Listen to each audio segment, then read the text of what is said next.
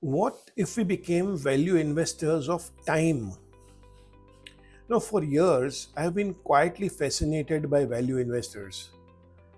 Not the market celebrities, not the adrenaline driven traders, but the ones who seem strangely unperturbed by what the world is excited about the week.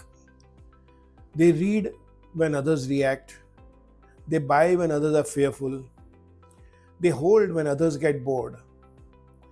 People like Warren Buffett have often said that value investing is simple but not easy. Simple because the logic is clear. Buy what is genuinely valuable, even if it's not fashionable. Not easy because it demands temperament, patience, and the ability to look wrong for long stretches of time. Recently, it occurred to me that perhaps the most important place to apply this philosophy is not to money at all, it is to time. Welcome back to another episode of What If You Live to Be 100. We talk about time as precious, but we rarely live as if it is finite. We live as if more is always coming.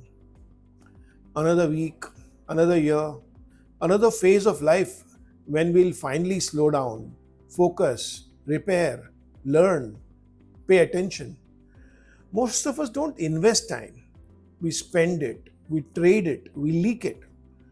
And the world is very good at helping us leak. A few mornings ago, I was on one of my weekend walks through Mumbai. The city was just waking up. Vendors laying out vegetables, buses cuffing themselves into service, office goers already leaning into their phones. I passed a small park where two elderly men were doing slow, almost ceremonial stretches. No headphones, no audience, just repetition.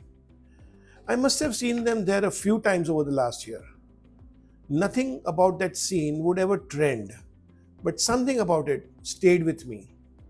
They were clearly not chasing outcomes, they were protecting a practice.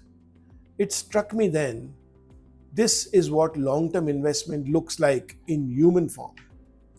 In financial markets, value investors are known for three uncomfortable habits. One, they don't take comfort from consensus. Two, they stay anchored to underlying worth, not surface price. And three, they care far more about compounding than about quick gains. So, what would it be like to live this way with time? The first habit, not taking comfort from consensus, feels particularly relevant today. Consensus is loud, algorithmic, persuasive.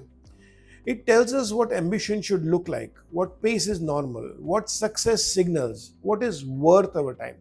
Much of it pulls us towards activities that are immediately stimulating, socially visible, and quickly rewarded. A value investor of time would be suspicious of this. They would notice that some of the most celebrated uses of time produce surprisingly little depth in health, in relationships, in thinking, in inner life. They might choose consciously to be slightly out of step, to walk when others scroll, to build quietly when others broadcast, to protect mornings, to leave certain conversations, opportunities, and even incomes untouched. Not because they are disciplined saints, but because they understand opportunity cost. Every yes is 100 quiet no's. The second habit of value investing is discipline around underlying worth. In markets, this means separating the business from its stock price. In life, it means separating what is valuable from what is merely rewarded. Some of the highest return uses of time rarely pay in the short term. Walking most mornings without a destination, listening to an old friend without checking the phone, reading without needing to turn it into a post, a note, or a takeaway, rebuilding strength slowly in one's 60s, letting curiosity wander without asking where it will lead. None of these trend, none of them announce progress very well. Most of them look inefficient. On my walks through Mumbai, I often pass the same stretches of road, the same tea stalls, the same stray dogs sleeping in slightly different shapes each week. Nothing changes dramatically. And yet, over months, I have realized that something in me has. My legs don't complain the way they once did. My attention doesn't scatter as quickly. I notice small things now. A closed Irani cafe, a watchman's daily ritual, the way certain streets smell different at 7 a.m. There has been no breakthrough moment, just quiet accumulation. A value investor of time would recognize this kind of change and keep allocating it to it even when there is nothing obvious to show. The third habit, and perhaps the most misunderstood, is respect for compounding. Compounding is not dramatic, it doesn't announce itself, it is invisible for long periods. Then suddenly it is everywhere. Money compounds through reinvestment, time compounds through becoming. What you repeatedly give time to, you slowly turn into.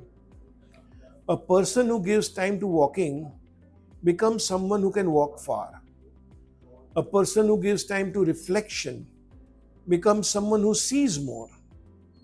A person who gives time to relationships becomes someone who is held.